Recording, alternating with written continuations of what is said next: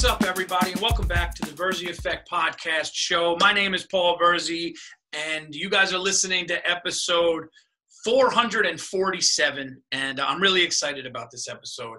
My guest today is not only a very funny stand-up comedian, you may recognize her from MTV, and she took part in the new upcoming Judd Apatow, Pete Davidson movie, which I took part in, King of Staten Island. The one and only Carlys Aquilino. I love saying an Italian name on the podcast. How are you? I'm good. Thank you. Thank you for having me. I'm excited to do this. No, I'm excited to have you on my show. You know, we were talking earlier before this started. I like having people on that I know, that I've kind of met and spoke to in clubs. And we were talking before how, like, sometimes you could come across somebody either through another friend, a mutual friend, or, you know, maybe you ran into them once and they think you're best friends. Right. You know, and they're like, do my podcast or whatever. And then you have that moment of like weirdness, and then you almost have to become friends on the show. I didn't want to do that. Right. I ran into you a couple times, New York Comedy Club, and we have some mutual friends. And you are Sicilian like I am. Yes. And I want to get into that because Aquilino is, I thought Virzi was really, you know, Italian, but Aquilino is, so you are, both of your parents are 100% Sicilian. Yeah. Wow. I always not worry, but I always wonder if there's other stuff mixed in, like along the lines, you know? Because I think that that's pretty common with people from Italy, people from Sicily. I think that it's like everybody's a little mixed with something. So I always wonder what it could be, but I don't want to do the 23andMe because I don't want to be sending my DNA to some random lab. You know what I'm saying? I don't trust it. That might be like the Italian in me. Like, I don't trust these people. Who are they? And I bet you somewhere in there, you're probably like me, where you're scared you're gonna find out you're something you don't like. like I've been happy, not that you don't like, but you know what I mean. Like, I've been happy knowing that my mother is 100% Greek and my father is 100% Sicilian. Cool. That's what I am. I'm half Greek, I'm half Sicilian, and I'm good with that. So if something got thrown in the loop right now, like if something just, I don't want to deal with it. Yeah, it's like an identity crisis. It's like I've been telling, and then you feel like an asshole too. You're like, I've been telling people I'm this, and I'm really not. Yeah. So I feel like Greek and Italian is a good mix too, because they're very similar. Yes, they are. They are very similar. They're like similar cultures, you know? Yeah. Now, have you been to Sicily? I've never been to Sicily, no. I went to Italy last year, but I never went to Sicily. Me too. I went to Italy twice, never been to Sicily. I feel like Sicily is its own trip. Yes. You know? Yeah. I want to do that. I want to actually take my family, my wife and kids, to Greece and Sicily, where I'm from. We were going to do that this year, and then this thing happened. Are you freaking out with this thing as far as like wanting to get out? Or are you enjoying it?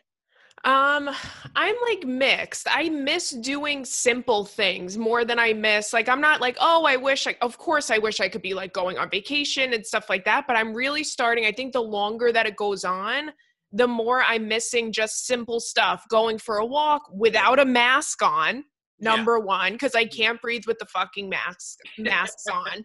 And there, I'm like, oh my God, I feel so claustrophobic. I wish I could just be out and breathe fresh air. Right. Like, just the most simple things I'm missing. I miss like going for a walk, going to a coffee shop, going into a store, and not having this like constant anxiety. Because I'm in Brooklyn. It's like, there's people around, you know? So I'm always like, you need to get away from me if I'm like waiting to cross the street, you know? Yeah. I have no space to like just be out enjoying my time. I just go out and come right back. No, I'm like that too. There was this place I went to get my breakfast and my either my iced tea or my coffee, and read the paper and the sports page, and just doing that alone was like my thing. Yeah. My peace, and then not being able to do that. One thing I wanted to talk to you about on the show, and a reason why I wanted you on the show, is because you did something that I really respect, and few people I think in comedy do this. You got popular on when you first started doing stand-up.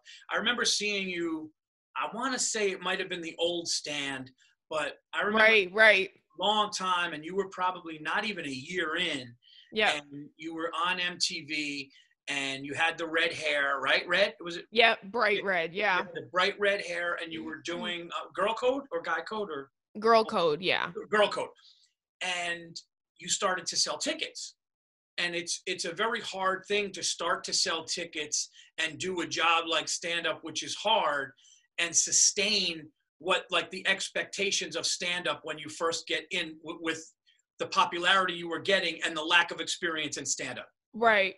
And you could have just either not kept going but I noticed and I remember talking to people that you kept doing shows and you kept writing and you kept doing stand-up Yeah.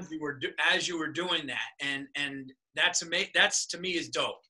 Thank you. Yeah, that was like a really interesting, kind of like a unique way to get into stand-up, because everybody else's story is like reversed, right? You start off, right. Yeah, you go up, but I had started out and I just lucked out, and they were casting for this show. I got on it and it ended up being really popular. So I had been doing stand-up, but not even like for like maybe 6-8 months before I had gotten casted on the show.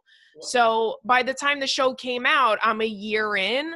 I wasn't like a seasoned, comic. Yeah. So I had a good like 5-8 minutes, a solid one that worked. Yeah. And that was what I did in the clubs. And then I would throw new ones in, cut some stuff out, and like try and do that. But then I had started going on the road, and it's hard going on the road when you have like 8 minutes, That's exactly so it like forced me to like write a lot and quickly and try and make it work so that I had enough time to like fill out my time.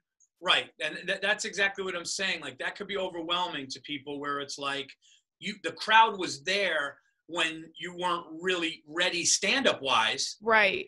And you were like, well, I'm going to get fucking ready. Yeah. And, like you said, like forced to write. I remember the first time I was featured and they were like, do you have 25 minutes? This is like early 2000s. And I didn't, but I was like, yeah. Oh, that's the worst feeling. Oh my God, even thinking about that freaks me out. Yeah, they were like, do you have 25 minutes? And I probably only had like 18 to 20 good. And I'm like, but I'll fill 7 minutes however I have to.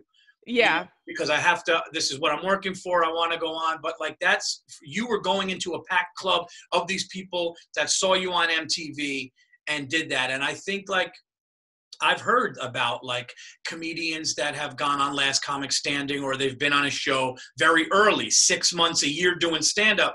Now The club gets full, and I've even heard of like owners and bookers go, yeah, after 15 minutes, it was a little, it got, and, rough. Yeah. It got a little rough. And now what? Now you're 10 years in. Yeah. 10 years Just in? about. I think it's going to be 10 years. Yeah. This October. Wow. Yeah. So you stuck it out, you did all that stuff. And I see you in the club still trying to, it's really cool to see that, because a lot of people would have just been like, I got money, I got fame, and then just went on and tried to become a YouTube, Right. or shit like that. And you were like, but you love stand up. Yeah. I love doing stand up. I'm lucky that I got to have that experience in the beginning, because it did kind of just like teach me how to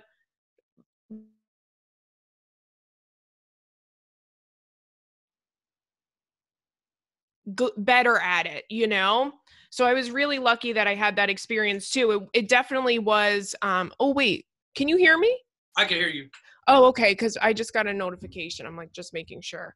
It definitely was scary, but it was worth it for sure. And I love doing stand-up. I wouldn't want to be like a YouTuber or anything like that. Although I think that they make so much money, it's crazy. There's like a 10-year-old that makes like $60 million. Speaking of that, this is it's so funny, because I actually think one of the conversations that I had with you was literally like was at outside a New York Comedy Club, where I was like, I didn't want to even. People always joke with me and not shit on me, but like I'm just bad with the online thing, because I just find it crazy that somebody would give a shit of me eating a bowl of soup and put it on Instagram. Right. I always had that. But a compliment that I would get sometimes, and I'm not saying this to pat myself on the back, but people would be like, your stand-up is people would say your stand-up is way above your social media presence. And I'm like, yeah, because I was on Facebook, and then Twitter, I resisted. Twitter, I resisted. And then finally I went to Twitter, and then they're like, you got to do Instagram. And I'm like, no, I'm not. Right. I'm sticking to Facebook and Twitter. Now I got the Instagram that I've been like taking seriously for like whatever, a year and a half or whatever. And yesterday, my son, you're going to get a kick out of this. You're going to get a kick. My son is going to be 11 in 2 weeks. Okay. My son's on the phone with his 11-year-old buddy yesterday, and he's got a TikTok account, my son's buddy. And he says, Lucas, he says to my son, Lucas, you're going to get a TikTok account. And he's like, I don't know, can I? My wife goes, we'll see. And then my son goes, Dad, do you have a TikTok account? And I go, no. And then his buddy goes, your dad's on here. And I go, no, I'm not. No, your dad's on here, and he's got 600,000 likes. Oh my God. 2.1 million views on a stand-up clip. And I go, what? What? So on May 4th, Comedy Central, on their stand-up TikTok, they put my Star Wars lightsaber joke with my daughter on the, because that's so cool. So I found out yesterday, because of an 11-year-old, that I had 2.1 viral. Yeah. Went viral, and it has like it's in the top 5 of every comedian in the world on there. And I had zero idea, and I found out from my son's 11-year-old friend. So now I'm going to get a TikTok account.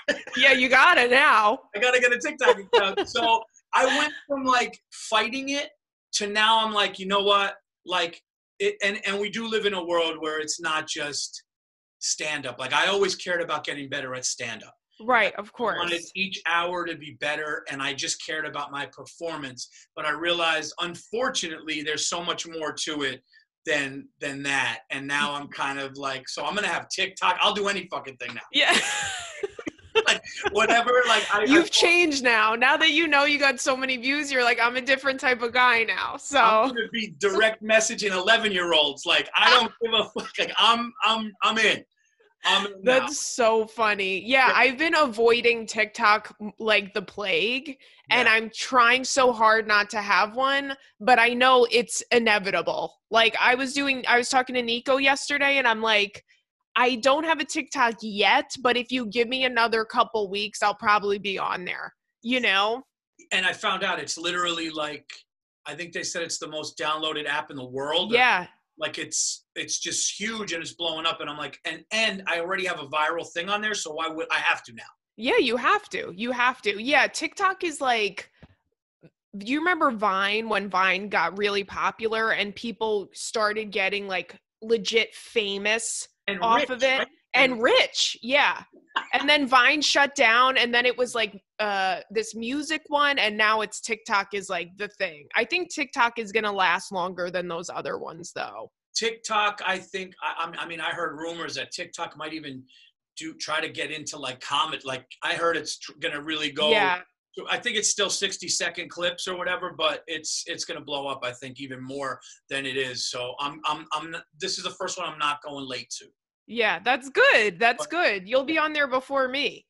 I told my son to thank his 11-year-old friend for helping my career. I've been doing it. Like I have managers, and I have a manager, an agent, and all this. And I was like, yo, you got to tell James. Yeah. I'm going to call James's mom and say, I'm going to cut him a check for commission because he's doing my PR now. Oh, it's hilarious. I want to talk to you about King of Staten Island because, I got a glimpse of your scene. Unfortunately, my scene, I had a kind of a big scene where it was just me and Judd, and it got cut out because they took a piece that Pete did out. Oh, I gotcha. Mine wouldn't have made sense, but mine was pretty cool and intense. But I guess Pete said that there's kind of something with me towards the end that I'm really not supposed to talk about. But I saw your thing, and I just think, like, I don't know how you felt about this, but people were asking me, can you talk about it more? And I don't know how your thing was with Judd, but to me, I felt like I was shooting something with my friend or family member in my backyard, right? Yep, 100%. That's what I keep saying. I'm like, it was the best case scenario for me for like my first big thing. Because I've never done a movie before. I've never done anything close to it. So I was like so nervous going in, and then you meet him and you're like, oh my God, so you're the nicest, coolest guy ever? Cool. Yeah. Like, is this a joke? I got one even better. I'm driving to the set. I'm driving to the trailers. And I had my script. I had my lines for like 3 months. And I got it ready. And like you said, I've done sketches. I've done Funny or Die stuff. Yeah. I did an independent movie, but never like, this is the first like universal, like, and I'm driving there and I just get a text hour before I get to the trailer, the night I'm going to shoot. And Pete goes, yeah, scratch those lines. We're going to rewrite it. And I'm Oh my God, yeah. I'm going, what? And they were like, no, don't worry. Like, it's loose. And I'm going like, I don't know the guy, like, loose. Like, they did that to me too. This guy made fucking I shit my pants. Yeah, like, this guy made Anchorman. I'm nervous. And couldn't have been cool, and was like, all right, listen, do it like 5 ways this way, but then, do your own thing. And then he'll just come over. All right, I like that.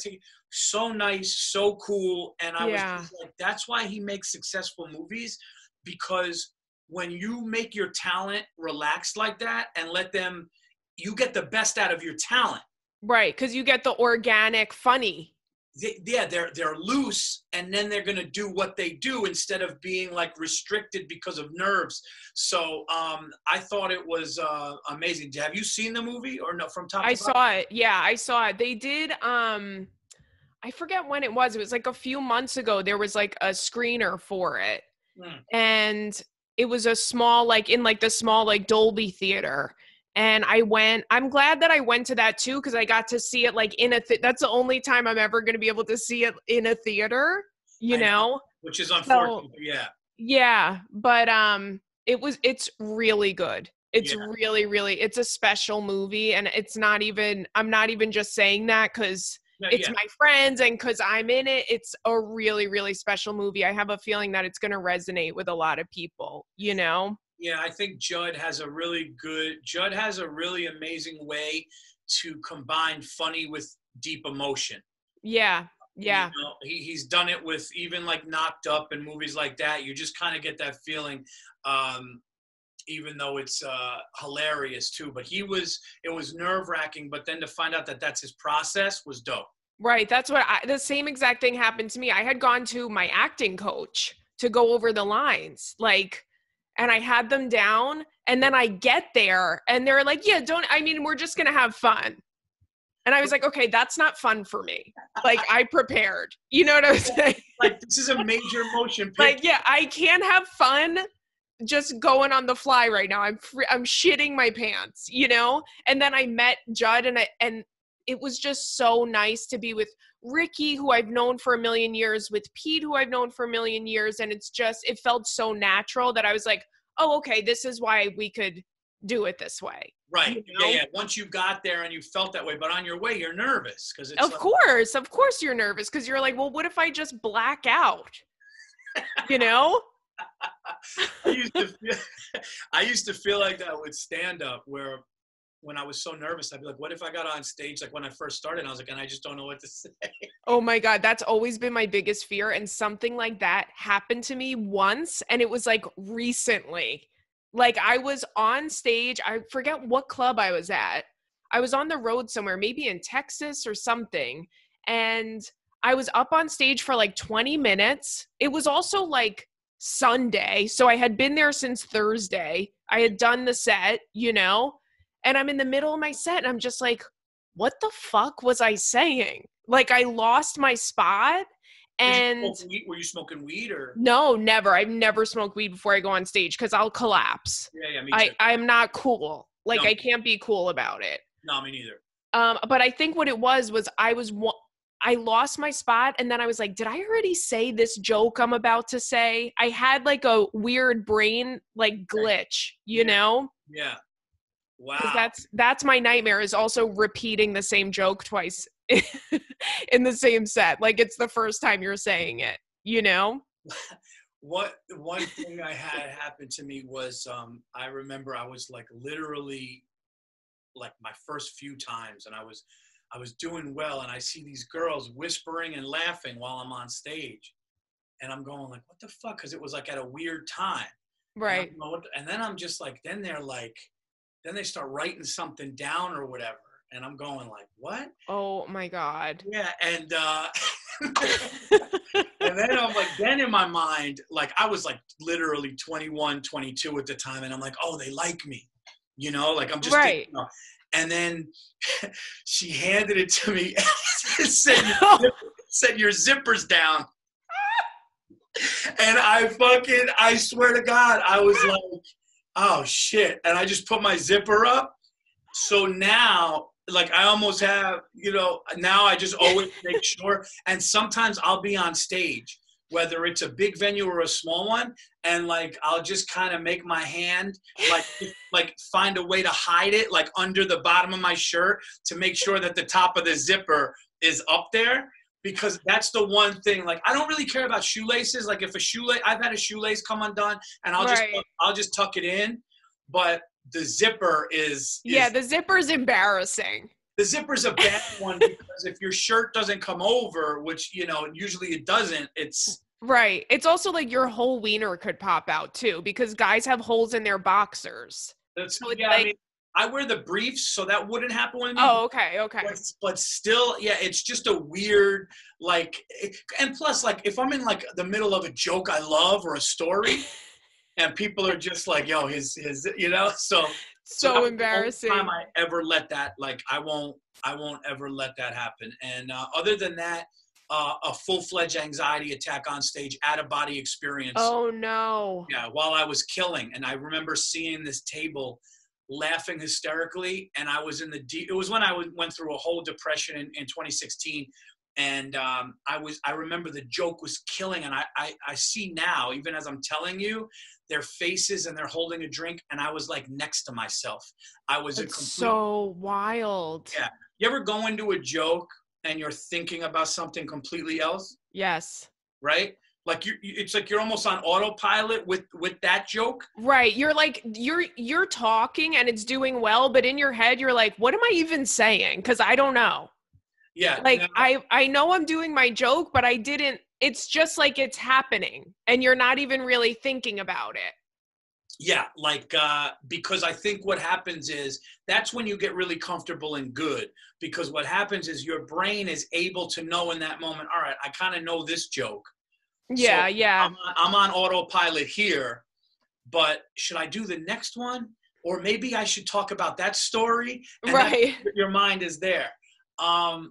Did you feel a turn in your stand-up? Because they say 10 years. Okay. For me, I think around 10 and a half years was when I was really like the funny me off stage, on stage. When I became me, like really like, we all have maybe a little exaggerated versions of ourselves. Right. But I'm talking about like, I'm going to say the things the way that I would say it. I'm going to talk about really what I think about. That happened for like, so now you're at that point now, or 10, where it's like, did you find that? Yeah, I definitely, I remember feeling way more comfortable on stage. It took years and years. But in the beginning, I was so scared to be on stage. Like I would be telling a joke and I would see my hand shaking. Like I would look at the microphone and it would be like shaking. It's the worst. Also, being the nervous comedian is the worst because everybody knows you're nervous. So I was just really green for a while. It took me a while to feel comfortable. And then I would kind of like, I got more and more comfortable as time went on. And I would say in the last few years, I felt very, like I'll say things that, like you just said, like I'll say things the way I would say them in conversation. And I feel like it just feels more organic that way. It feels more real that way because it's not the same thing, bum, bum, bum, every single time. You're kind of switching it up. And that's also, like, I found myself getting more tags to jokes because I was kind of just going off and saying something silly and, you know, saying something else about it. So I definitely have felt a few transitions throughout the whole thing. Yeah, it's like you could feel the learning curve. You could feel that you turned a corner. Right. Because I used to like go on stage and want to die beforehand because I would just be like, I'm so nervous. I'm going to forget everything. I'm going to pee my pants. That used to happen when I first started. I would always think I was going to pee my pants on stage. Like I had the fears of an 8-year-old. I would be like, oh, how much time do I have? I got to run to the bathroom. And I would make sure that I peed before I went to the bathroom as if I've ever just pissed my pants out of nowhere.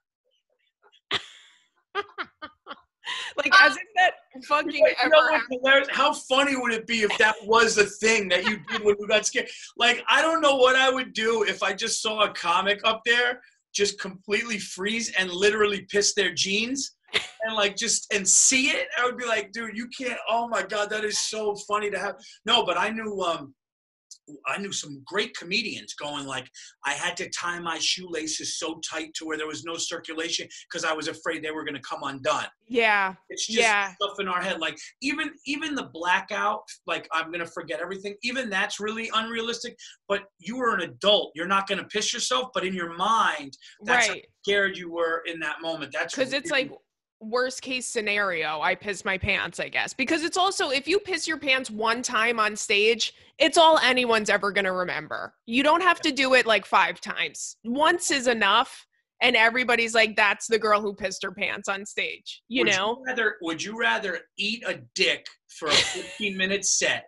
Just eat a dick, like a hard dick for 15 minutes? Or have a decent set, but like 3/4 into it, they knew you pissed yourself a little.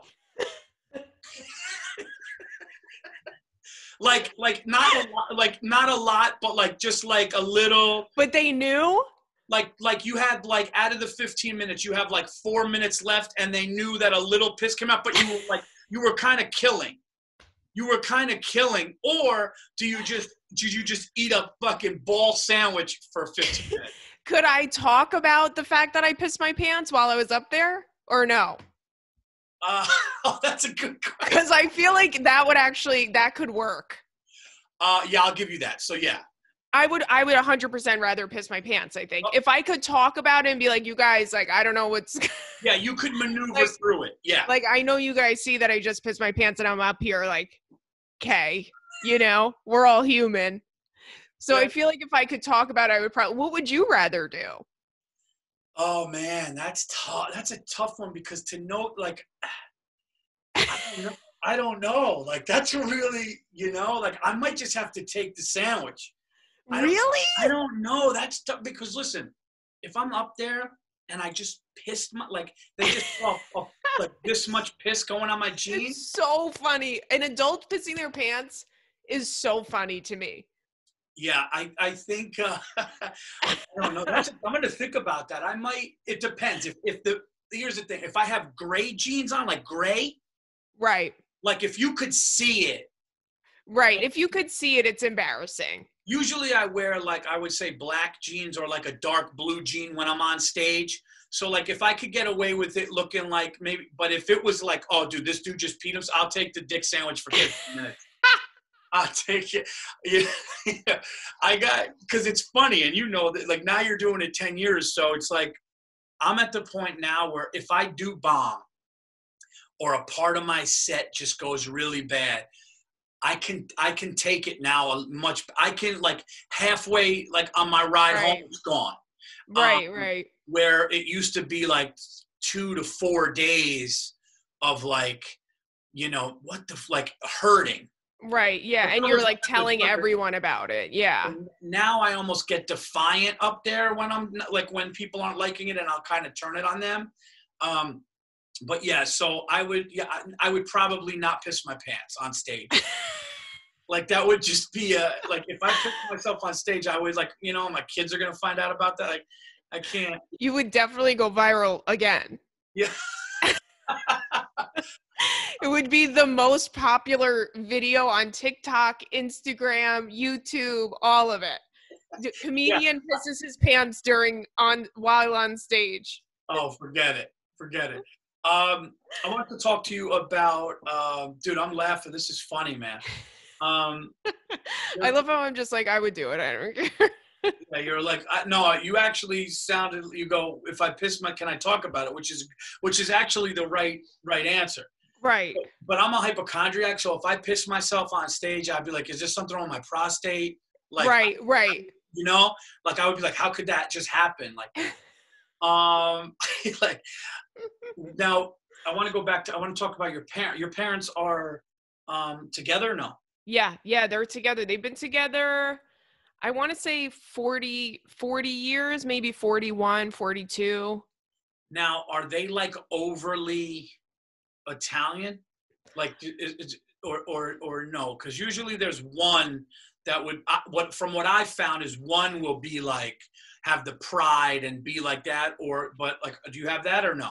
I have both. I think both of them are, I think that they don't realize how Italian they are sometimes. Like, I never had any other food aside from Italian food until I like moved out of my parents' house. Like, first of all, we never went out to eat or anything like that. Every once in a while we would go grab something, but my mom cooked every night. And I remember being like, going to friends' houses and they would get like different types of food. And I was like, Mom, why don't we try other types of food? She's like, what do you mean? I don't understand. I was like, other food other than Italian food. She's like, I don't know what you're talking about. I have no idea. Like, what? I was like, I don't know any other type. Yeah. She couldn't fathom eating a different type of food, know? Is it still like that? Does she still? They've tried every once in a while. They'll like, I took my mom for sushi a couple times. They're not crazy about it, but they like Greek food now. They definitely have tried Greek food, and that's it. I don't think they've tried like anything too crazy. Do you have siblings or no? Yeah, I have 2 older brothers. Oh, okay. All right. Yeah. So you were the baby, and like, was that whole protection thing going on? Yeah.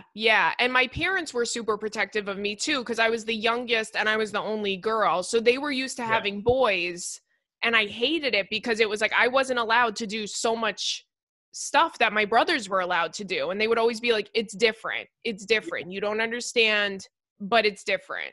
And I couldn't like grasp that, It pissed me off so much. But it was looking back, my parents were 100% right. Because my brother was in the same school as me. He's 3 years older than me.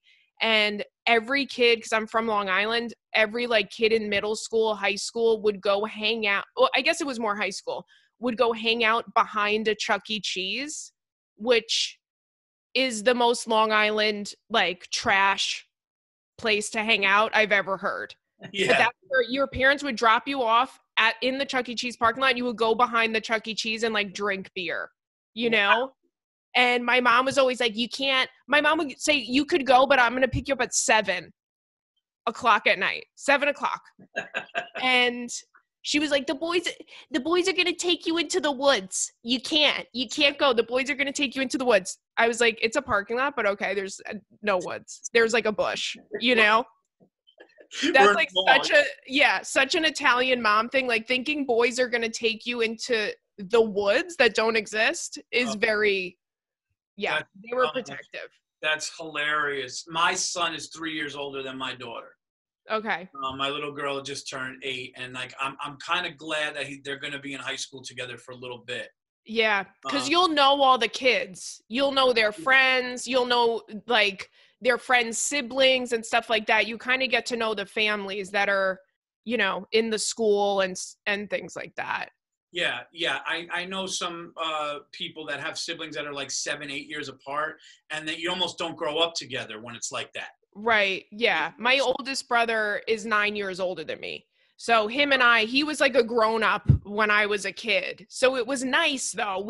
Him and I always got along. We didn't have that like sibling bickering. Yeah, because it was like he was beyond, like you were young and he wanted to, yeah, it was a different Right. world. He was a grown up, So that was like a nice distance, but I think it was really helpful to have my brother in the same school as me, my other brother, because my mom kind of knew everybody, and so embarrassing. My mom worked in the school cafeteria when No, I was in middle school. So no. when you're a kid and your parents are so embarrassing, my mom was there every day. My mom was in my school during the only like fun period that you have, which is lunch, and she was like there, Paul. Like she was Wow. there. Yep. Wow. And she So, knew everybody. and would she try to make that less uncomfortable for you, or? No, she was embarrassing. Oh, she was. She was watching you. She was watching you. She was watching me. She knew like the bad kids. Like she'd be like, I don't like that girl, Danielle. I don't like her. I see the way she comes to school. So I couldn't like hide anything from my mom. I couldn't like sneak and like Yeah, do anything. she knew the bad kids. Yeah, she knew all the bad kids. Yeah. The bad kids, because she watched them, and then I could just see your mom, especially Sicilian, Long Island. Oh, she'll never be in my house. Yeah. Oh, forget it. Yeah. Forget it. They were yeah, it was too much. But when I was in 8th grade, I was like, I'm going to the other cafeteria at least. Like, Right. I can't sit and have lunch with you like we're home, I do this every fucking day over the summer. Let me have the school year not having lunch with you. That's actually really crazy that you saw your mom every day at school and then at home. So there was like no escape at all. So now, did that make you were you a bad kid? Were you like a rebellious? I was bad in school. I was not good in school at all. I didn't want to be there. I wasn't interested in anything. I had a hard time like learning stuff. I couldn't do math. I was bad at school. Yeah. So that was like, it is what it is. I wasn't going to be like, oh, let me try harder, because I felt like I just had a really tough time. But it was annoying because sometimes, if you fail a test, they're like, your mom has to sign it. I would just be like, oh, my mom didn't sign it. The teacher would be like, okay, go to the cafeteria and show her right now. So it would just ruin her day. Yeah. In the middle of work. Yeah. So if you got in trouble in school, there was no like, I'm going to go home and like steal the letter or. Right. No, couldn't hide anything. Couldn't hide anything from her. But yeah, I think I was pretty quiet in middle school. When I was in high school, I became more like outgoing, I think. So it didn't really change too much. Oh, okay. All right. So, yeah. So you weren't it wasn't like you were walking the hallways in junior high with holding your boyfriend's hand and your mom is there.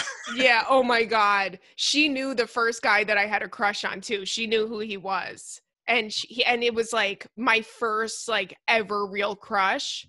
And she was friends with his mom. So embarrassing. It was just too close. Everybody was too close. You know?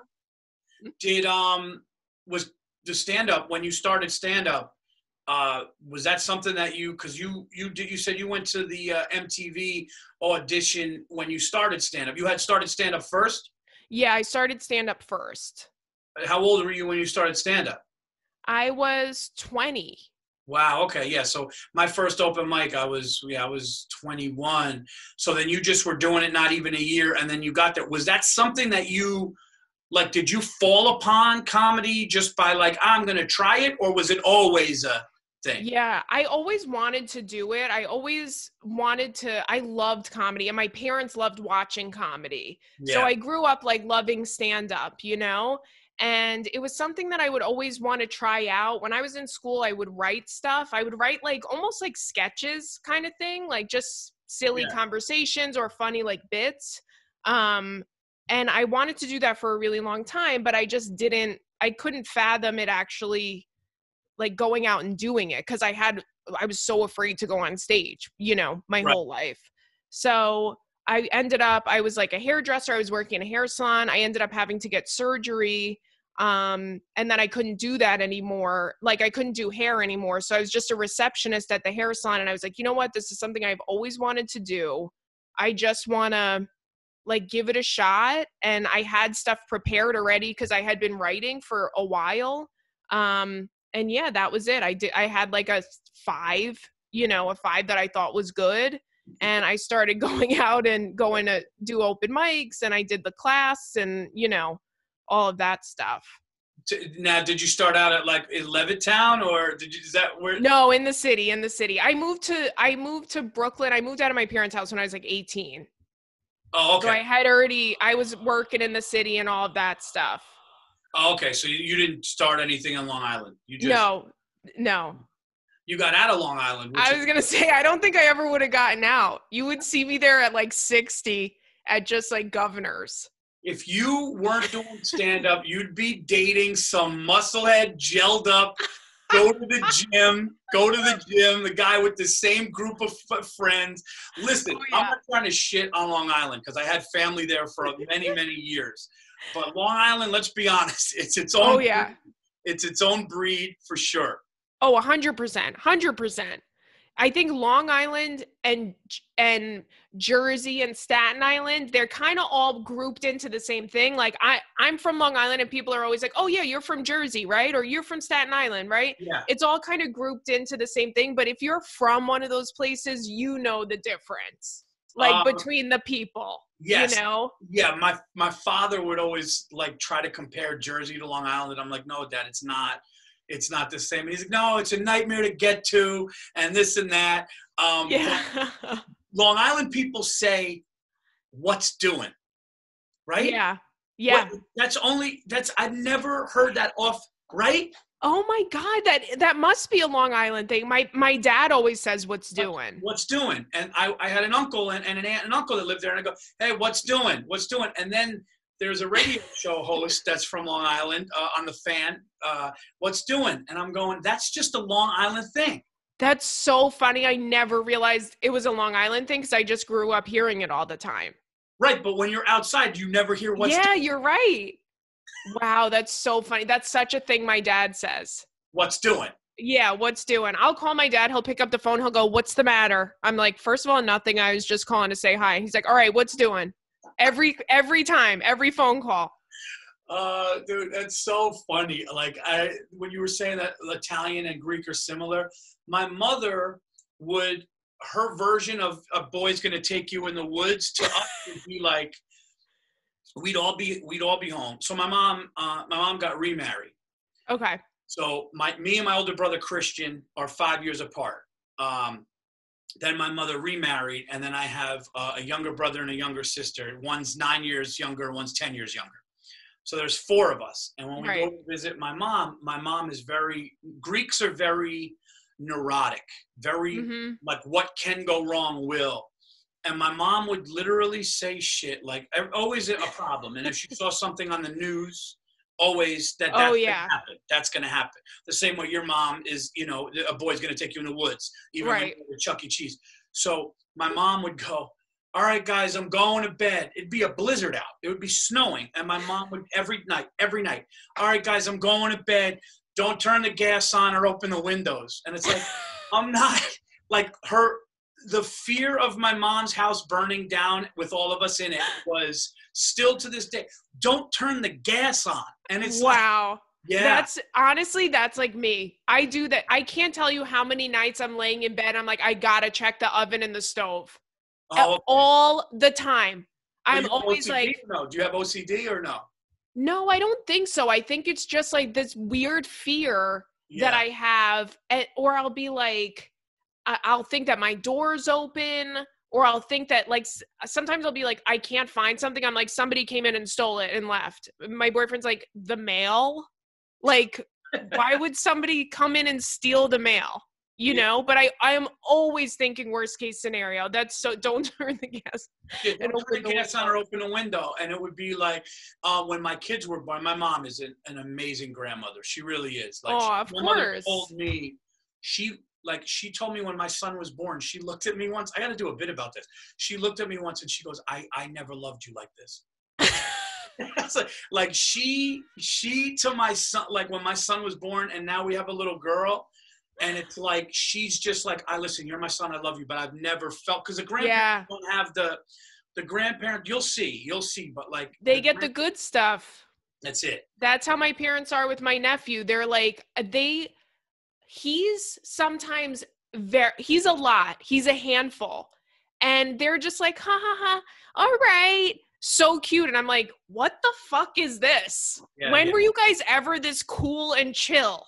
Like he's like kicking a ball at my mom's head and she's like, oh my God, he's so funny. I'm like, wow. I would have gotten screamed at when I was a kid. But my mom's like, it's just different when you're a grandparent. It's a different type of love. That my mom goes, this is why we have kids. So we could have them, the grandkids. That's right. No, that's like a goal. That's like a goal. Yeah. Like, my mother would always go, is he cold? Put a jacket on him. Like she'd always, and it would be like summer. And she'd always worried about like a cold or like is he warm? Like he's sweating. Like he's fucking sweating. Like he's fine. But then you'd see where they get it from. Cause my grandmother used to be like, rest her soul. She passed away 99 years old. Wow. Greeks go. Yeah.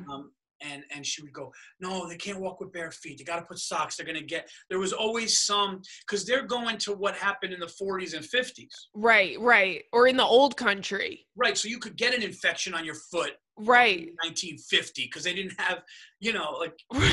Right. Yeah. You could like stub your toe and honestly die. In stub your toe back in the day. Yeah. Yeah, exactly. Like now we're gonna be fine. Oh, that's so fucking funny, man. So now you have a boyfriend now that is not in show business? Yeah. He has a restaurant here in Brooklyn. So he's like a normal guy. Well, it's I always, I feel like in this business it's always good to have the balance of not going for the same thing and somebody who's actually stable and a little more sane. Right.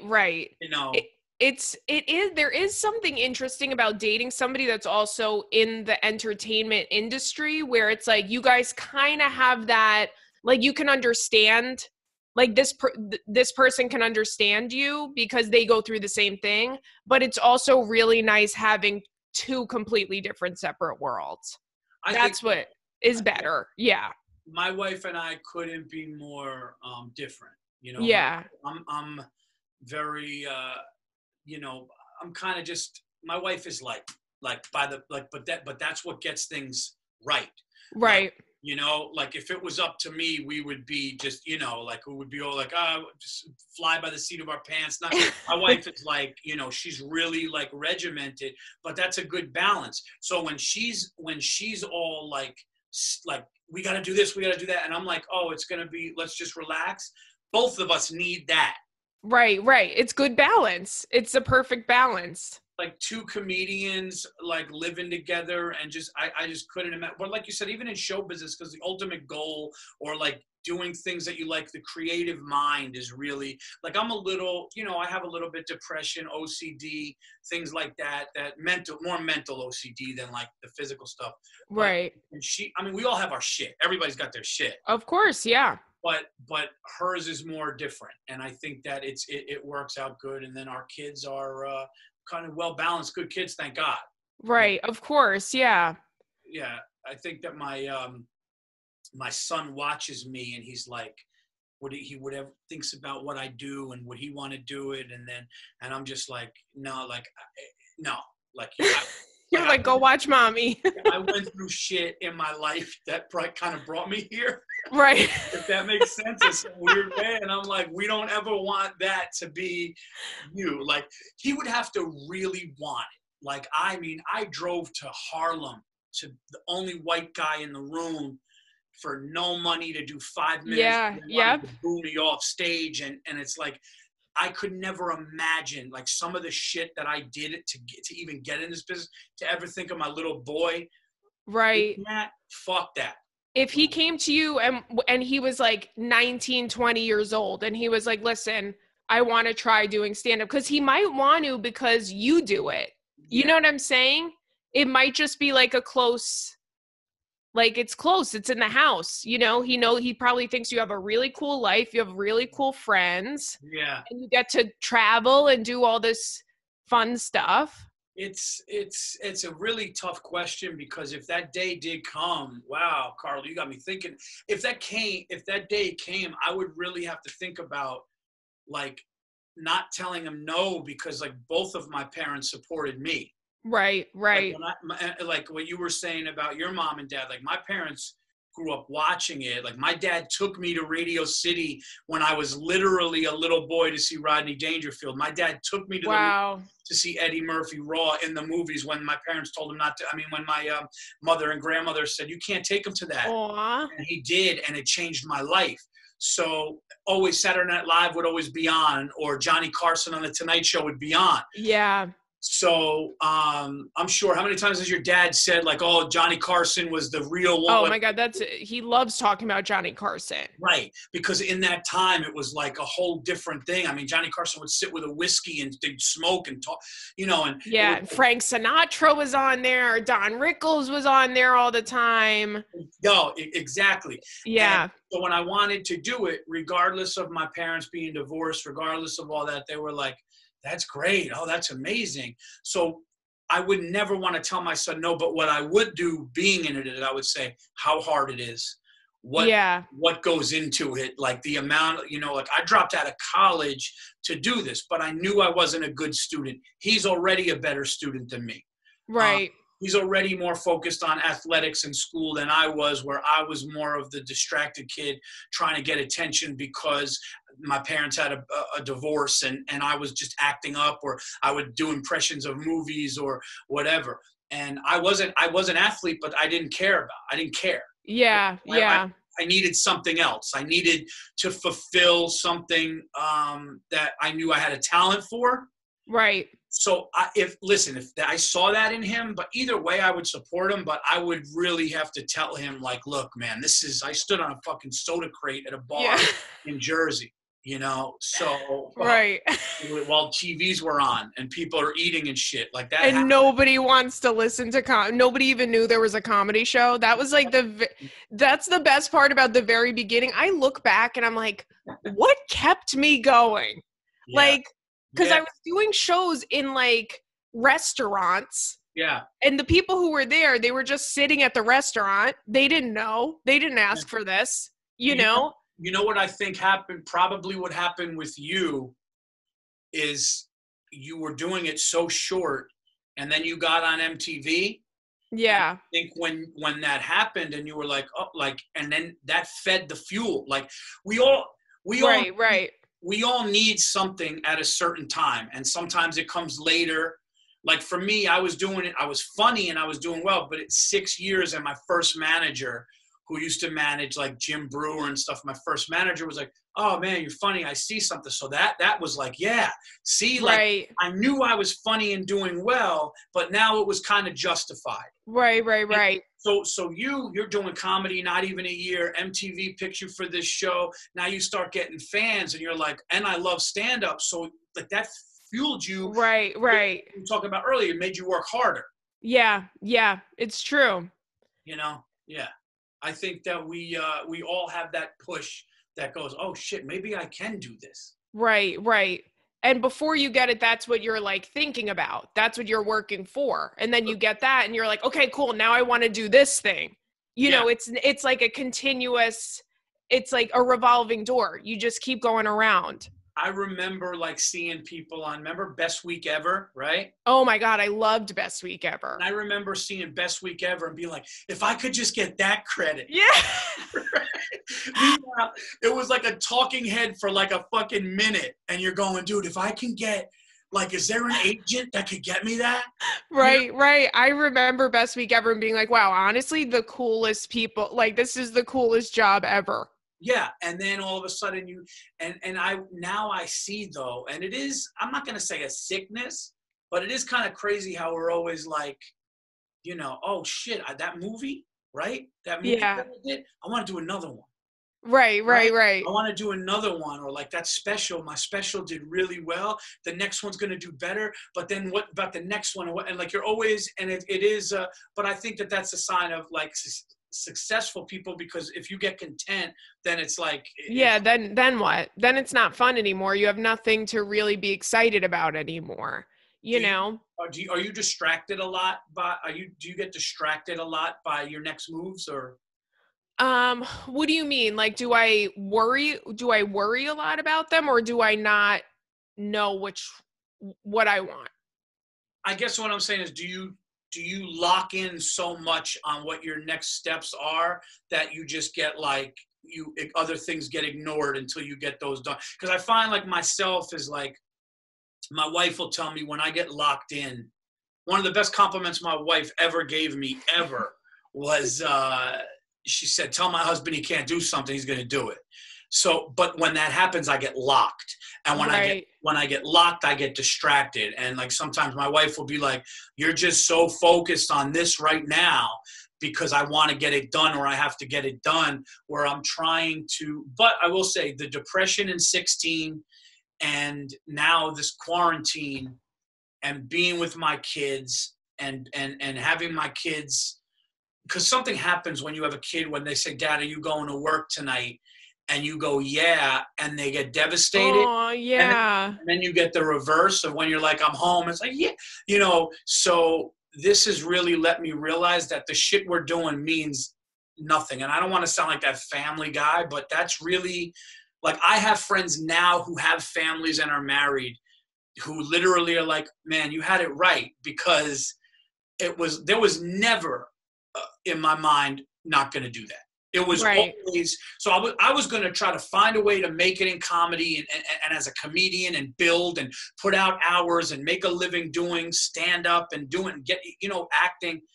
But having a family with that was always part of it. Like it was never like, oh, I'm going to live in a studio in the fucking village and I'm going to try to do it. And then maybe it was like, no, I'm having a family. Right. And I'm glad that I did. I mean, it was crazy, but like now I realize that what we really want, and this sounds really corny and cliche, it's all fucking bullshit when you have a family, or even, but not even just your own family, like your mother, your father, your siblings, your nephew. Right.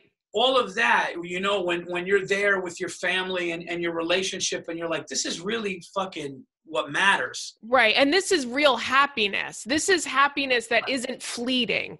Right. This is genuine love, genuine like laughter, and you care about each other. And there's just something so special. I keep thinking like, because I'm one of these people that I'm like, everything that happens has to have a silver lining, right? Yeah. And I keep thinking like, what's the silver lining of the situation that we're all in now, this pandemic? And I think it's that we're going to appreciate the little things more. And I think we're going to appreciate the people in our lives more, I 100% agree with that. I think that the little things, like you were saying before, like going out and just going to the store that you want to go to without a mask on, or, like I realized like my wife is just like works so hard still and is such a great mother. And now we could all be here with our kids, right, and watch a movie and eat dinner together every night. And this is never, knock on wood, this is never going to happen again. Right. Where for months you can go and just be with the people that you love and not worry about what fucking spot you're doing. Yeah, I know. It's so true. I was talking to Ricky about that the other day. I was talking to Ricky and Julie, and they have a little boy. And I'm like, must be so nice for you too. Cause it's just like, when is this ever going to happen again? That nobody has anything to do. You're in the house with your baby, like that never happens. Yeah. And you get to see the first months of your baby's life, the first however long this is, and really not miss, like you're going to be able to, so I'm enjoying it. I missed out on my first, I got my first theater date that I moved up to. I missed, it's June 27th. It got postponed, but that's fine. Because it'll be next year, and I'm moving in that direction. But it was like, I'm losing a little bit of money, but that money's going to come back. See, that's how I look at it. Right. Oh, it definitely is. That's what I keep thinking too, because I had some stuff canceled, and I was like really bummed out about it first. And then I was like, you know what? whatever, it's going to come back. It's not just going away forever, once everything opens back up. But I will say too, your kids are going to remember this time forever. 100%. Because they're like, I was thinking about my nephew the other day. I'm like, this kid's living the childhood dream. You don't have to go to school. It's summer for months and months and months. Yeah. You can just kind of hang out. They're doing like online school, whatever. But I was like, this kid's going to remember this for literally his whole life. I totally agree. I think they're going to go back one day and go, man, when I was in third grade, I was home during that quarantine. Did you come across anybody that got the virus? A couple of my friends have gotten it and gotten past it. I don't know anybody who, thank God, I don't know anybody who died from it personally, but my cousin got it, my aunt got it, and that was like last month, so they're over it now. And a couple of my friends got it too. Yeah. What about you? My wife and I had it. So, no, you didn't. Yeah. So what happened was, I'll say the same thing that I always say this, but I was telling on Schulz's podcast and on Jim and Sam. So as a matter of fact, my doctor was calling me back today for the antibody test. So what happened was, so me and my wife did not test positive, but we were told we had it, and we know we had it. I lost, so I had symptoms, thought it was a cold, felt very weird and different. Then I felt good one day, bad the next. And then day 6, I completely lost my smell and taste without being congested. Oh my God. So when I tell you, could breathe and no congestion and couldn't smell tequila. That's the weirdest. That has to be the weirdest feeling ever. It was Twilight Zone shit. And because I was drinking wine with my wife, and I'm going, does this taste weird? And she's like, no. Long story short, because I've said it before, I don't want to bore you with it either. My wife, 5 days later, lost her smell and taste. Oh my God. So I was doing a lot of research, and they were like, yeah, usually between 10 and 14 days, you lose the smell and taste. My taste and smell came back. Smell was 100% gone. Taste, maybe 90% gone. I had it was weird. I took a Dorito, like a regular fucking Dorito, and all you felt when I put was just a texture. That's so weird. It's like, it's not even worth it. It was. What's the point? And good food. Like, we were making good meals. This is like late March, and I couldn't taste it. So it was like, what's the point? It was just like a substance going down. And then 5 days later, I walk in the kitchen and I see my wife trying to smell a candle. And I go, you fucking, did you? And she goes, I can't smell anything. Oh. So mine came back 9 days later. Hers came back about 8.5 days later. Talked to the doctor. I had a little bit of a cough. My wife, 0. And we had friends and people that we know that lost sense of smell and taste with no other symptoms, and they did test positive. So the doctor said, when we lost our smell and taste, the doctors were saying, isolate. It's not even worth going. You have it. Right. And I felt it. Like, I was in bed with the chills and felt like I have a fever, but didn't. And then lost the smell and taste. And then when my wife did, the doctor pretty much said, you have it. So now we want to go next week to get the antibody test. But, now they're saying they don't know if we're immune. So it's a whole thing. Now they're saying smoking helps. I mean, it's like smoking helps. Yeah. Like they said, like a huge percentage of smokers were less hospitalized because they think, yes, you could read about it. It's crazy. That's so wild. They say that people that are not smoking or never smokers are more hospitalized than people that are smoking. They don't know if it's killing it. Like, and I'm just like, what? Then you're hearing like Fauci's like, don't wear a mask. You're like, oh, does anybody know anything, or are we going to fucking die? No, nobody knows anything. Nobody knows anything. That's it. Every day it's something different. They're like, don't worry about the mask. And they're like, you need a mask. And then if you wear a mask, don't be selfish because the healthcare workers need the mask. How dare you wear the mask, but you need one. So it's like. Yeah, Fauci said, so we're all going to die. No, Fauci said. Right. Fauci said something that I really didn't like. It was the one time where I'm like, you know what? Fuck this guy. Okay. He said, he goes, not fuck him, but you know what I mean? Yeah. He goes, yeah, the mask, well, might it stop a droplet? Maybe. And it's like, well, then that droplet could kill you. So I know what he's saying. I know what he's saying is in the grand scheme of things, you're probably still going to get it, but it could stop it. But I don't like how they were like, oh, just save it for the frontline workers. But it was something weird to me. Yeah. And then Cuomo is saying you have to wear a mask. If you go outside, you have to wear one. So it's like, okay, I guess we all need to make them now. But it's so weird how it's like every single day there's something different. And it's just, we're all desensitized to it now. It's just like, oh, cool. The aliens are real. Yeah. Fucking whatever now. Cause that's what the type of world that we're living in, that nobody cared about them confirming that UFOs exist. The Pentagon saying that. And we're all just like, yeah, cool. Anyway, we're running away from the killer wasps. So. Killer hornets. This is dead serious. We could end it with this, but when we're done, stay, because we're going to do the other thing. Okay. I appreciate you coming on. I hope you're having a good time. This is a great episode. Of course. So in 1973, my Sicilian father, who's over the top Italian, over the top. I mean, no, Carly, I'm not. I mean, the shirt opened with the chain. Wow. And the hair, the with the horn, the Italian horn. Not the Italian horn, but the rings, the watches, I mean, big chain. Right. I love that. Hates rap. Watches rap videos for jewelry. Like it's wild. And it's so my mother and my grandmother in Yonkers in 1973, and it was in the newspaper as well. And he did not believe in it before they saw a UFO 1,000%. Wow. And and he said that you could throw something at it. It was quiet. He described it. And then in the blink of an eye, it turned into a dot in the sky. And my mother and grandmother confirmed it. And my dad said to this day, he wishes he never saw it. He says it's something that, and he never believed it. He said he thought it was always like, hillbillies trying to get attention. Right.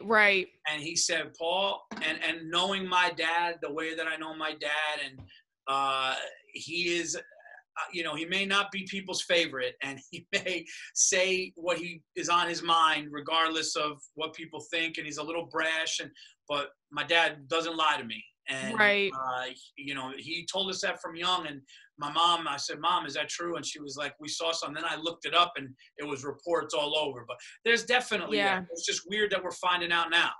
Right. I believe it 100%. I've always believed it too. That's definitely something too, that if my dad said it, I would believe him. Cause I'm like, why would why would my dad just make that up? That's not something he would ever do.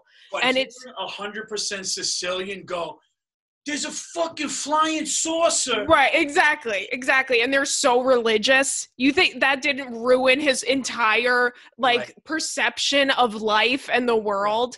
That's people who are religious, it's like that messes up your mind, because it's just like the world, the universe is so much bigger than we even can ever understand.